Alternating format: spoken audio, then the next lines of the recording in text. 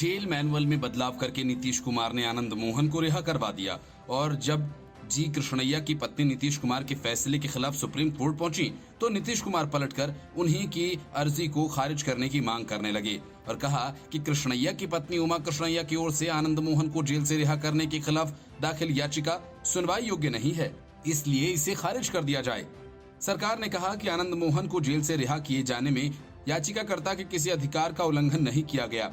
बिहार सरकार ने याचिकाकर्ता उमा कृष्णैया की याचिका के जवाब में सर्वोच्च न्यायालय में दाखिल हलफनामा में ये दलील दी है कि राज्य सरकार की ओर से दोषियों को सजा में छूट देने की नीति से संबंधित मामले में कोई मौलिक अधिकार शामिल नहीं है, क्योंकि सजा में छूट हमेशा राज्य और दोषी के बीच का मामला है।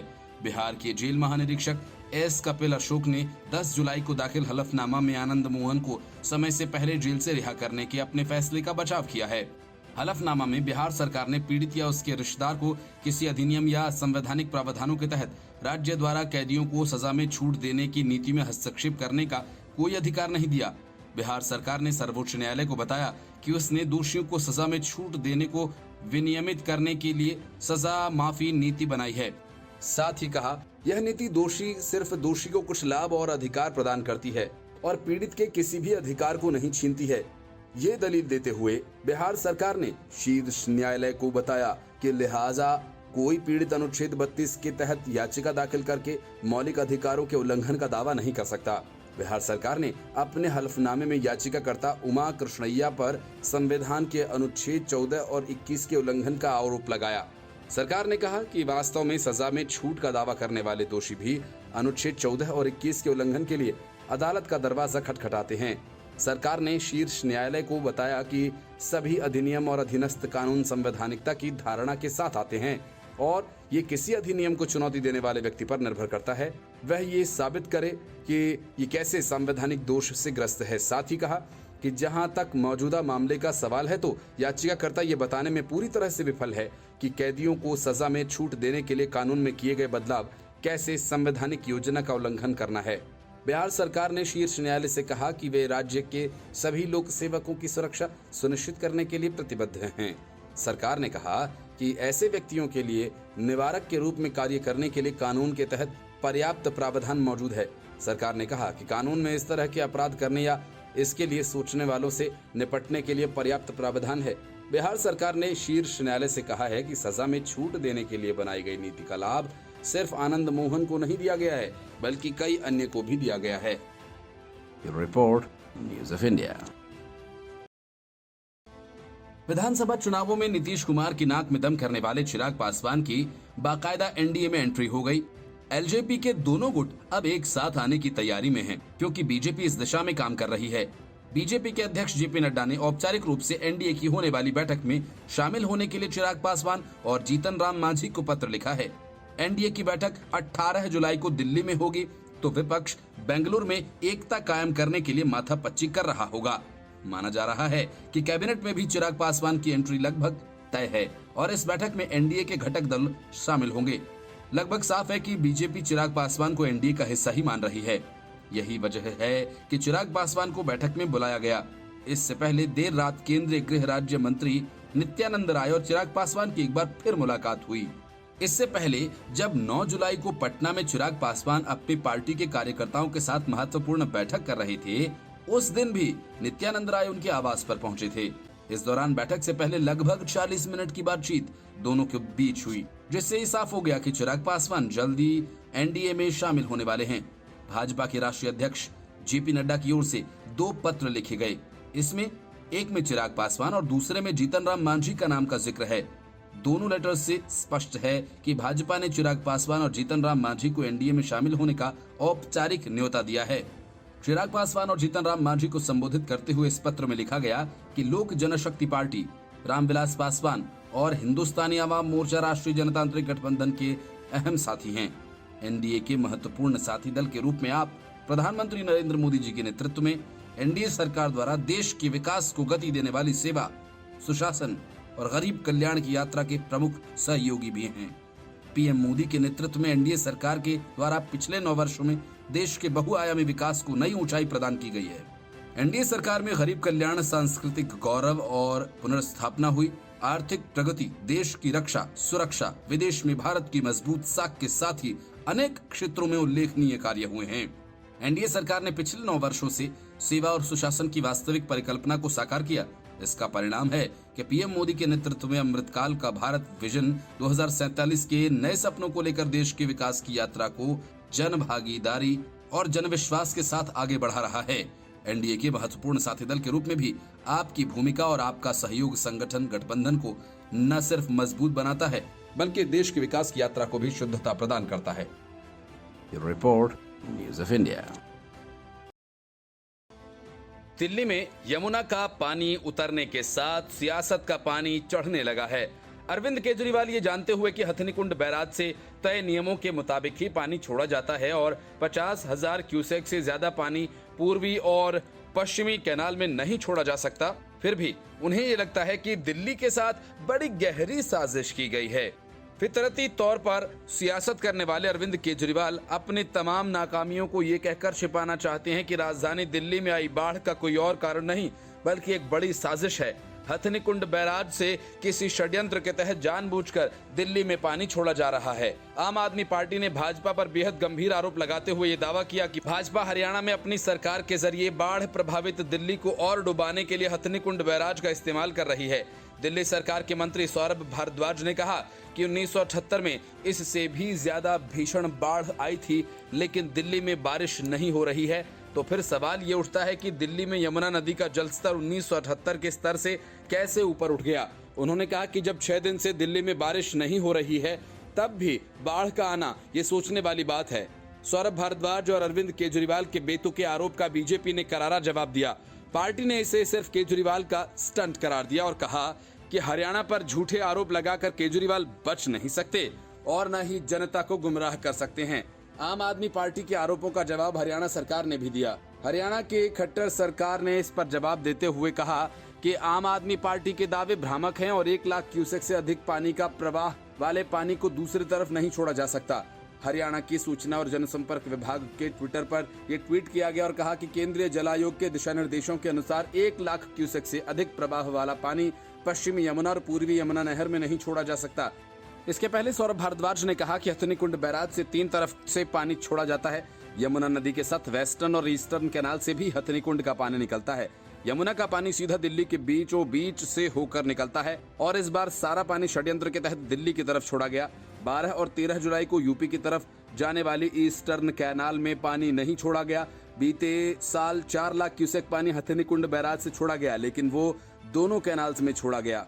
अब जब से हमने पूरे मामले को उठाया है तो ईस्टर्न कैनाल में पानी को छोड़ा गया है। उन्होंने कहा कि यमुना में बाढ़ के बाद 3 वाटर ट्रीटमेंट प्लांट्स को बंद कर दिया गया है, लेकिन अब यमुना का पानी घट रहा है। ओखला स्थित वाटर ट्रीटमेंट प्लांट से 20 MGD पानी की सप्लाई शुरू हो गई है, लेकिन अभी 240 MGD पानी प्रभावित है। दिल्ली की 1/4 आबादी इससे प्रभावित है और इसके लिए दिल्ली सरकार को खेद है, क्योंकि हम जानते हैं कि जनता को पानी चाहिए। हम कोशिश कर रहे हैं कि जल्द से जल्द वजीराबाद और चंद्रावल प्लांट को सुखाकर पानी की आपूर्ति शुरू की जाए। Report news of India.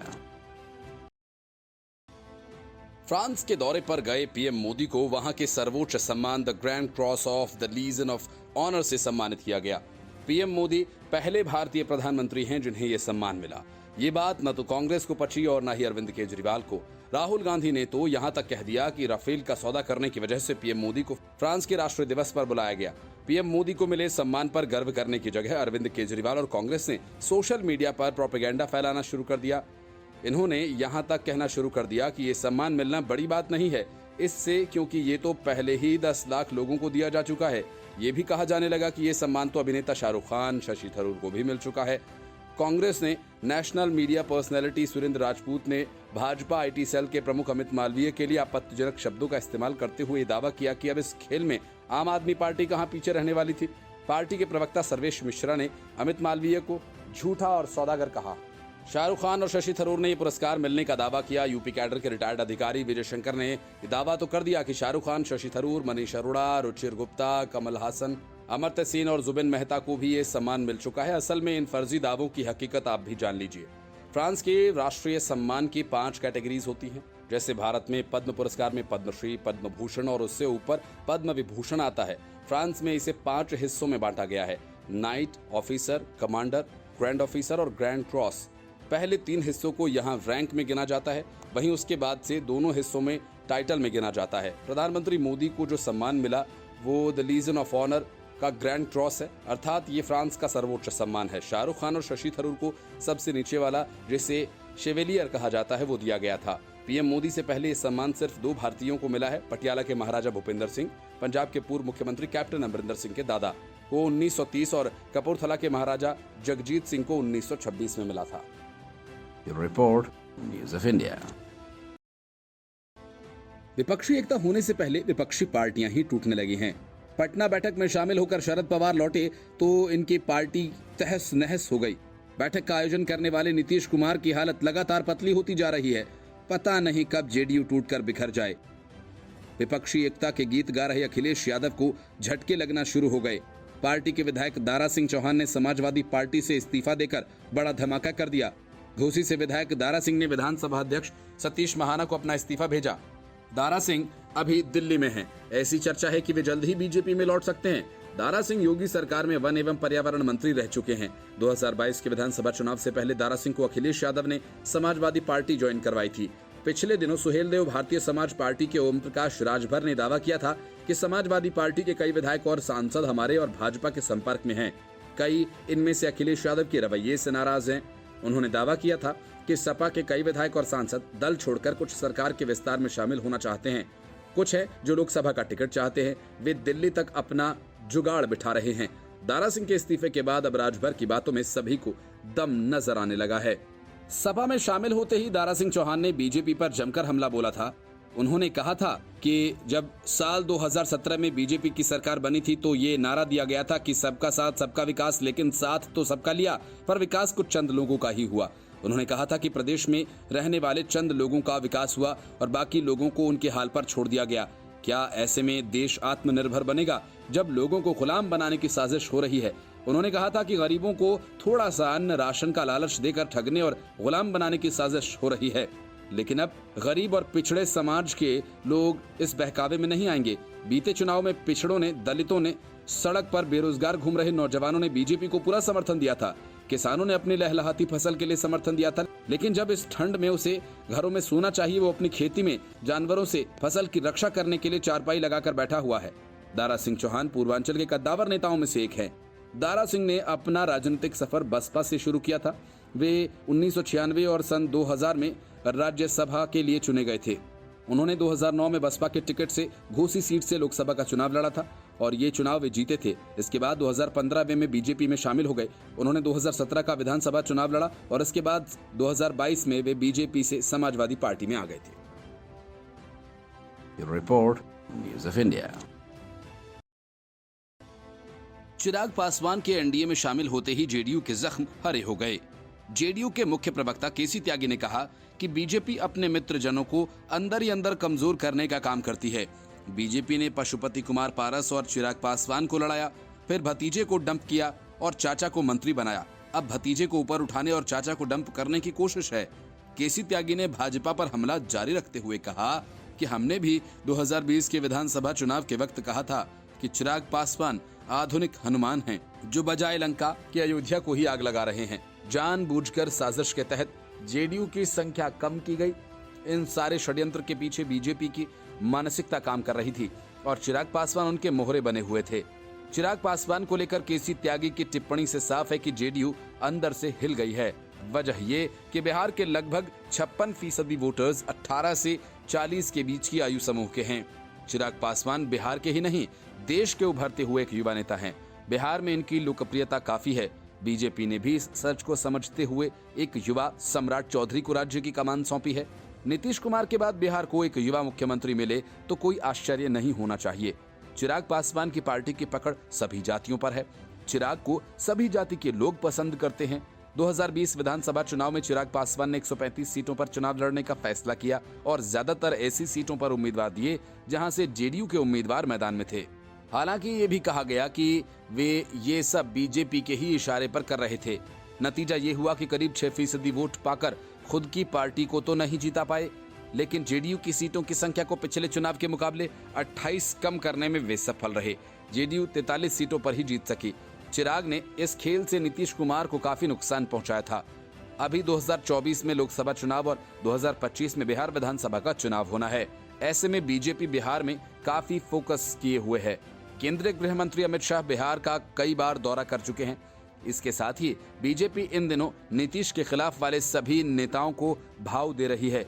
इसमें उपेंद्र कुशवाहा, जीतन राम मांझी, मुकेश साहनी और चिराग शामिल हैं। बीजेपी को चिराग से ज्यादा उम्मीद है। बीजेपी 2020 के चुनाव में करामात देख चुकी है। 2024 और 25 के चुनाव में बीजेपी चिराग को पिछली बार से ज्यादा सीटें दे सकती है। बीजेपी नीतीश कुमार को पूरी तरह से डैमेज करना चाहती है और इसके लिए बीजेपी ने एक बार फिर चिराग पासवान पर भरोसा जताया है। बिहार की राजनीति को चिराग पासवान बहुत अच्छे से समझते हैं। चिराग पासवान लगातार बिहार के सभी जिलों में दौरा कर रहे हैं और एक एक सीट पर जीत की समीकरण तैयार कर रहे हैं। चिराग के इस समीकरण से बीजेपी को काफी लाभ मिलेगा। चुनावी मैदान में महागठबंधन के खिलाफ चिराग पासवान ऐसे उम्मीदवार को उतारेंगे जो महागठबंधन को मात दे सके। बिहार की राजनीति में चिराग पासवान के अनुभव से बीजेपी की सीट शेयरिंग जीत के लिहाज से महत्वपूर्ण होगी। चिराग पासवान सीएम नीतीश कुमार को एक बार पटकनी दे चुके हैं। इस बार भी महागठबंधन की मुश्किलें बढ़ने वाली हैं। Report news of India. विपक्षी एकता को लेकर ममता बनर्जी अपना रुख बार बार बदल रही हैं। पंचायत चुनावों के बाद ममता बनर्जी ने साफ कह दिया कि यहां गाली और वहां दोस्ती नहीं चलेगी। फिर चुनावी हिंसा के लिए ममता बनर्जी ने राम, बाम और श्याम यानी बीजेपी, सीपीएम और कांग्रेस तीनों ही को दोषी करार दे दिया। इसके बाद सौगत राय सामने आए और कह डाला कि बंगाल में हमें किसी से गठबंधन करने की जरूरत नहीं। मतलब साफ है कि ममता बनर्जी पटना के बाद बेंगलुरु नहीं जाना चाहती, लेकिन अचानक अपनी बातों से पलटकर ममता बनर्जी ने ऐलान कर दिया कि वे बेंगलुरु बैठक में जाएंगी। लेकिन उसके कुछ घंटों बाद ये खबर आई कि ममता बनर्जी बेंगलुरु तो जाएंगी, लेकिन सोनिया गांधी के डिनर में शामिल नहीं होंगी। सूत्रों का कहना है कि डिनर पार्टी में अभिषेक बनर्जी सहित पार्टी के अन्य वरिष्ठ नेता हिस्सा लेंगे। सूत्रों का कहना है कि ममता बनर्जी 17 जुलाई को बेंगलुरु के लिए रवाना होंगी। उस दिन कांग्रेस ने विपक्ष के लिए विशेष रात्रि भोज का आयोजन किया है। तृणमूल कांग्रेस के सूत्रों का कहना है कि उस भोज में मुख्यमंत्री ममता बनर्जी के शामिल होने की संभावना नहीं है। सवाल यह है कि ममता बनर्जी पहले ही कह चुकी हैं कि वे बंगाल में गठबंधन नहीं करेंगी, तो क्या ममता बनर्जी दूसरे राज्यों में सीट के लिए कांग्रेस से मोलभाव करेंगी और क्या कांग्रेस इसके लिए तैयार होगी?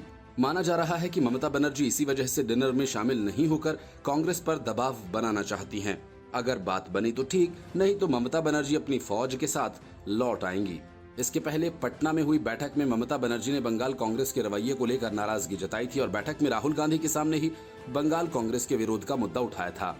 बंगाल में भी पंचायत चुनाव के दौरान तृणमूल कांग्रेस और कांग्रेस के बीच घमासान मचा था। सूत्रों का कहना है कि ममता बनर्जी बेंगलुरु की बैठक में भी नहीं जाने वाली थी, लेकिन सोनिया गांधी ने उन्हें फोन किया तो फिर वे राजी हो गयी। हाल ही में सीएम ममता बनर्जी को हेलीकॉप्टर लैंडिंग के दौरान पैर में चोट लगी थी और उनकी सर्जरी भी हुई है। बेंगलुरु में विपक्ष की बैठक प्रस्तावित है। विपक्ष गठबंधन की पहली बैठक जून के अंत में बिहार के मुख्यमंत्री नीतीश कुमार की अध्यक्षता में पटना में हुई थी। बैठक में राजद, जदयू के अलावा कांग्रेस, तृणमूल कांग्रेस, राष्ट्रवादी कांग्रेस पार्टी, आम आदमी पार्टी समेत कुल 15 विपक्षी दल शामिल हुए। बैठक में गठबंधन पर सहमति नहीं बन पाने के कारण विपक्षी दलों ने एक बार फिर मिलने का फैसला किया। 18 जुलाई को बेंगलुरु में बैठक का आयोजन कांग्रेस कर रही है। 3 दिन पहले कांग्रेस ने आम आदमी पार्टी समेत कुल 24 विपक्षी दलों को आमंत्रित किया है। Report news of India.